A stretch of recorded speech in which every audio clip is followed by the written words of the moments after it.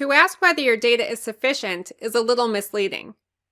Data is never sufficient or insufficient on its own.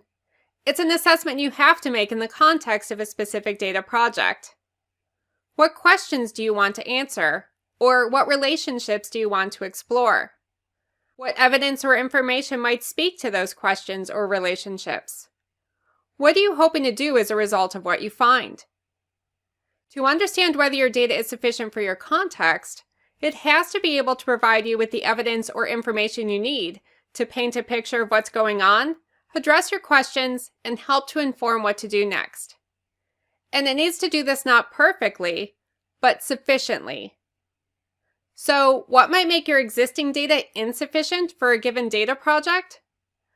There are lots of factors you could consider. In this video, I address two of the most common issues I see in business settings: incomplete and not enough data, and give some practical tips for what you might do about them. Before I begin, let me quickly disclaim that this video is for general information purposes only.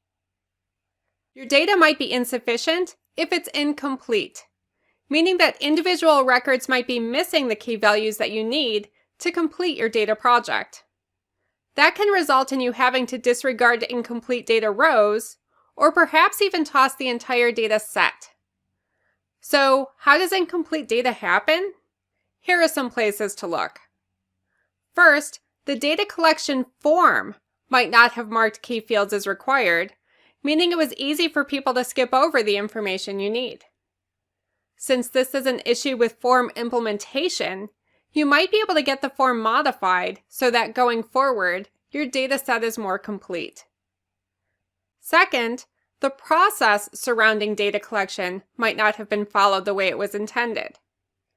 Although they can seem arbitrary, it's usually the case that someone, somewhere, had a reason for setting up the process the way they did.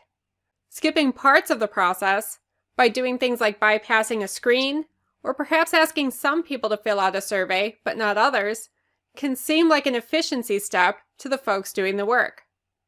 If this is a pattern in your data set, an intervention like refresher training on the process could be what's needed to mitigate against these issues going forward.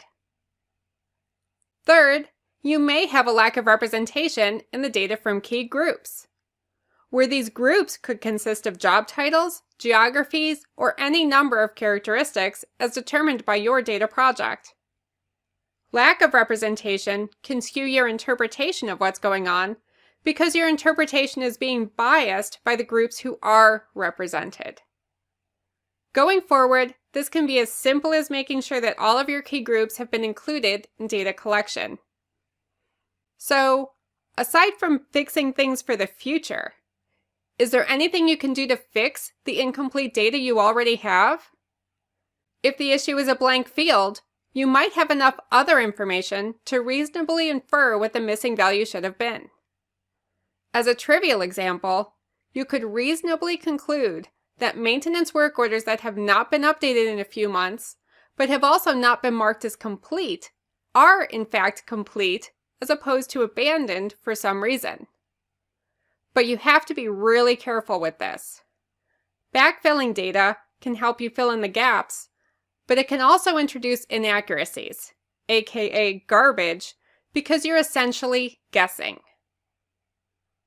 If, instead, the issue is an unrepresented group, then you might be able to address it as an issue of not having enough data. Your data might be insufficient if you don't have enough data for your data project. This is a tricky one because a sense of not having enough data can lead to analysis paralysis. As I've said elsewhere, a lot of the rhetoric around data and decision-making can lead us to conflate data possession with crystal ball style knowing. Here, though, what I'm interested in is whether you have enough data to satisfy standards such as sample size or statistical significance for when you're working with quantitative data, or data saturation when you're working with qualitative data, meaning that you stop learning new things that impact your project. If you're looking to establish a baseline or seasonality, you might also need to assess whether you've been collecting data for a long enough time period for your data to be applicable just yet. If you decide that you don't have enough data, you may be able to collect additional data to supplement what you already have. This option comes along with issues over whether you can reasonably combine data sets. Examples include combining old and new questionnaire data, adding in a focus group to pick up a group you missed in the first round, or staying on course collecting the data you're already collecting so that you can establish that baseline. Alternatively, you could change the scope of your analysis to reflect the limitations of your current dataset, or acknowledge the deficit and abandon the project altogether. So, I'm curious, how has insufficient data prevented you from understanding, explaining things, or making a decision? If this video helped you, drop a comment below and let me know. If you've still got questions, or are interested in additional help with a data project, reach out to me, Barbara Olsavsky, the owner and data strategist at Blou Designs LLC, on LinkedIn or at bloudesigns.com.